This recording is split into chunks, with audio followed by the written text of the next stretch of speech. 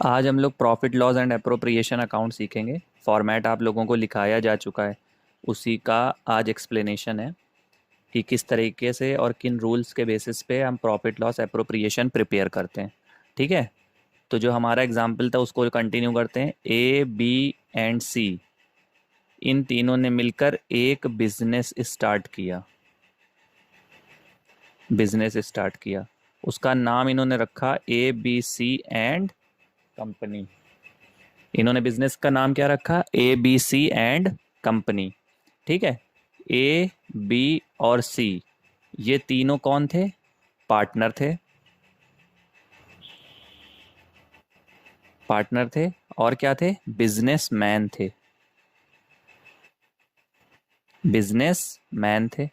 ठीक है, और ये क्या थी? इनकी फर्म थी। ठीक, तो हमने 11th में सीख रखा है कि जो हम अकाउंटिंग करते हैं वो किसके दृष्टिकोण से करते हैं? किसको मानते हैं? बिजनेस या बिजनेसमैन? बिजनेस को मानते हैं। मतलब हम जो अकाउंटिंग करने जा रहे हैं वो किसके अकॉर्डिंग करने जा रहे हैं? फर्म के according.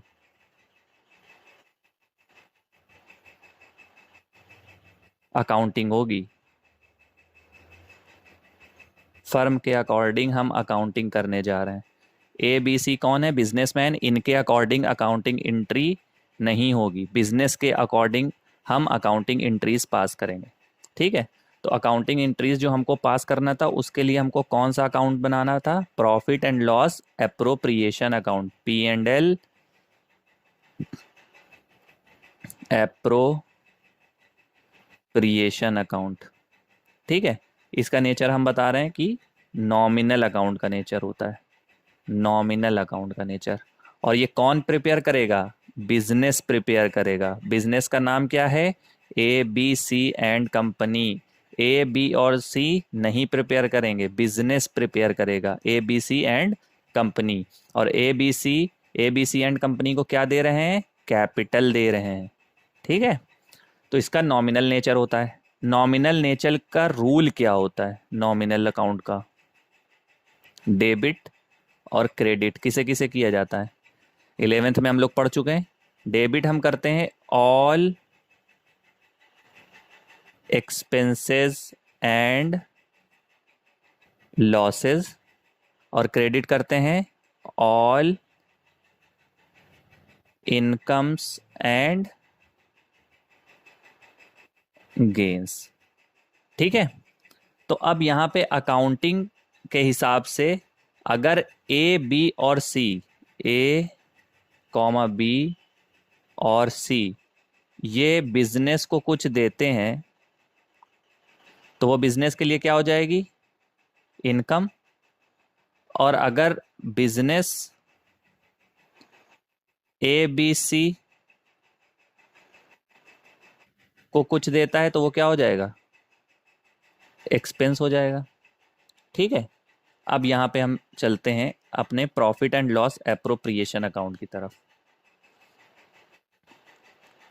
Profit loss appropriation account हमने सीखा था, प्रॉफिट लॉस एप्रोप्रिएशन अकाउंट बनाना।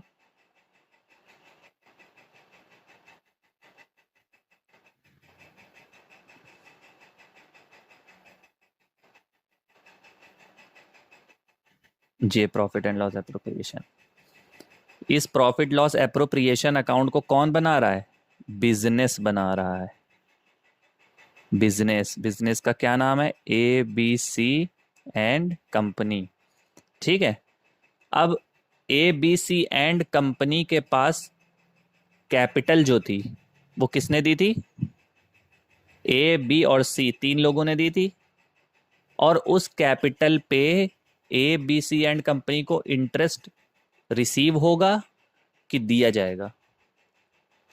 रिसीव नहीं होगा। पार्टनर्स को बिजनेस पैसा देगा और वो पैसा बिजनेस के पास से जाएगा तो बिजनेस का हो गया खर्चा। इस वजह से आप लोग देखिए यहाँ पे इंटरेस्ट ऑन कैपिटल को क्या किया गया है? डेबिट। किस रूल के हिसाब से? Debit all expenses and losses. ठीक है, इसी तरह बिजनेस सैलरी देगा। ये देखिए यहाँ पे पार्टनर को सैलरी दी गई, ये भी डेबिट हो गई, ये डेबिट हो गई। ठीक है। इसके बाद पार्टनर्स को कमीशन बिजनेस देगा, पार्टनर बिजनेस के लिए खर्चा है, ये भी डेबिट हो गया। इसके बाद रिजर्व, प्रॉफिट में से रिजर्व के लिए एक पार्ट निकाला जाता है, इस पे वो रूल नहीं लग रहा, लेकिन ये भी प्रॉफिट से कम हो रहा है क्योंकि इस वजह से इसको डेबिट किया गया। ठीक है। इसके बाद इस तरफ हम आते हैं क्रेडिट साइड पे। नेट प्रॉफिट ऑलरेडी हम लिखेंगे क्योंकि ट्रांसफर होके आता है, जैसे ग्रॉस प्रॉफिट ट्रांसफर हुआ राइट साइड में गया, नेट प्रॉफिट बना प्रॉफिट एंड लॉस अकाउंट में, इसी तरह नेट प्रॉफिट ट्रांसफर हुआ प्रॉफिट लॉस अप्रोप्रिएशन अकाउंट में, और ये भी क्रेडिट साइड में आ गया। इसके बाद ड्राइंग क्या चीज होती है? वो अमाउंट जो बिजनेस से बिजनेसमैन निकालते हैं। तो जब बिजनेस बिजनेसमैन को दे रहा है, मतलब A B C and company, ये अमाउंट क्या है? A B C and company किसे दे रही है?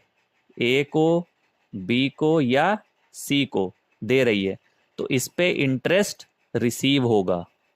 पैसा उधार दिया ए बी सी, और ए बी सी को दो भी, यहाँ पे दो पार्टनर भी हो सकते हैं, तीन भी हो सकते हैं, चार भी, जितने पार्टनर होंगे उनके नाम आ जाएंगे। तो यहाँ पे ये प्राप्त हो रहा है, ठीक है, और यहाँ पे दिया जा रहा है। आगे आप लोगों को बात समझ में? इस तरीके से profit and loss appropriation account prepare होता है इस रूल के हिसाब से।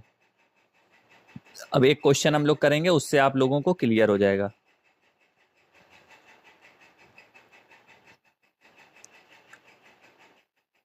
देखिए, ए और बी दोनों साझेदार हैं। ए की पूंजी, ए की पूंजी 1,00,000 रुपए तथा बी की पूंजी 60,000 रुपए है। उनकी पूंजी पर 6% वार्षिक ब्याज की दर से ब्याज देना है तथा बी को 3,000 रुपए प्रति माह के हिसाब से वेतन देना है। उन्होंने वर्ष में 80,000 रुपए का लाभ कमाया। लाभ हानि नियोजन खाता तैयार कीजिए। उनके मध्य ये समझौता साझेदारी संलेख के अनुसार हुआ था। मतलब अगर साझेदारी संलेख में लिखा हुआ है तो हम क्या करेंगे? पूंजी पर ब्याज देंगे, ठीक है, सैलरी देंगे, इंटरेस्ट ऑन ड्राइंग प्राप्त करेंगे। यहाँ पे ये साफ साफ लिख दिया गया, साझेदारी संलेख के अनुसार। इनके पास साझेदारी संलेख था, ठीक है। हम फॉर्मेट बनाते हैं, बहुत इजी है, कुछ भी नहीं है क्वेश्चन में। हम ये फॉर्मेट बनाते हैं,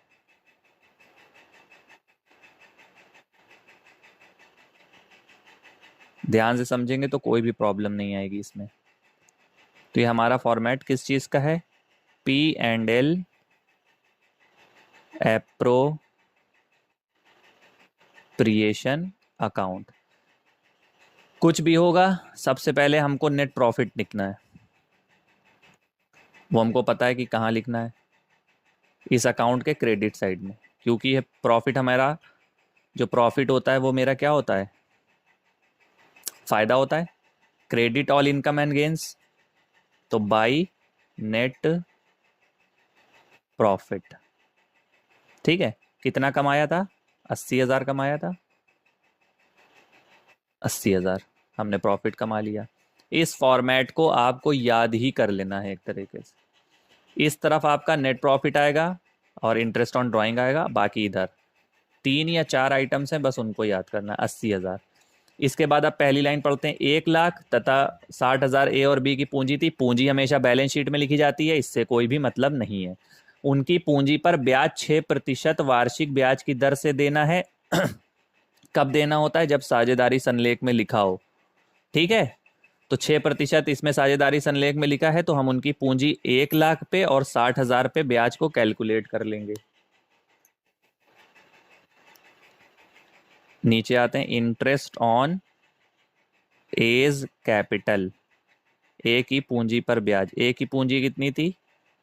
1,00,000 रुपए थी, इंटू 6/100 कितना हो गया? 6,000। इसी तरह इंटरेस्ट ऑन बीज कैपिटल,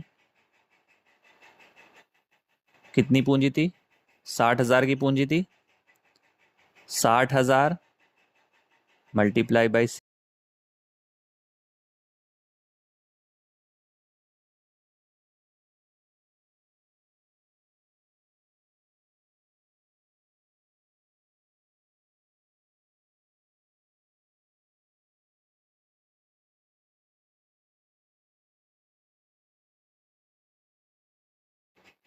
किसकी किसकी कैपिटल है? इंटरेस्ट ऑन कैपिटल हमने लिख दिया, किसकी किसकी कैपिटल है? ए और बी दोनों की कैपिटल पे इंटरेस्ट निकला है।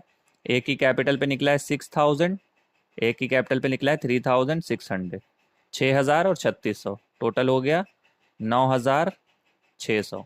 ठीक है, इसके बाद यहाँ पे क्या आता है? सैलरी और कमीशन आता है।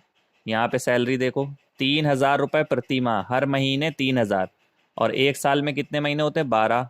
तो कितनी सैलरी आ जाएगी? 2 बीज सैलरी 3000 इंटू 12, 3000 गुणे 12 कितनी हो जाएगी? 36,000।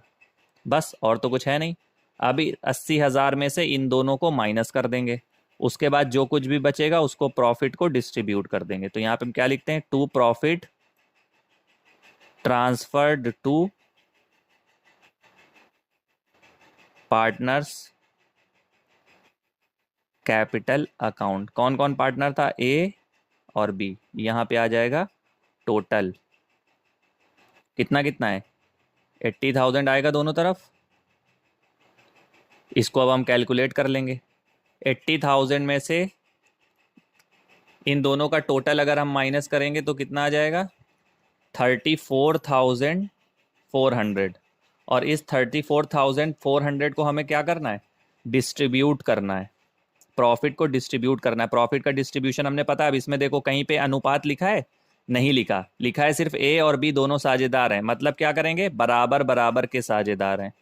तो ए का हिस्सा ए शेयर और बी का हिस्सा 20 शेयर। 34,400 डिवाइड बाई इंटू 1/2 ये हो गया, और 34,400 इंटू 1/2 ये आ गया। इसको हम डिवाइड करके सीधा सीधा लिख देंगे। 17,200, 17,200 दोनों का आ गया 17,200 और 17,200।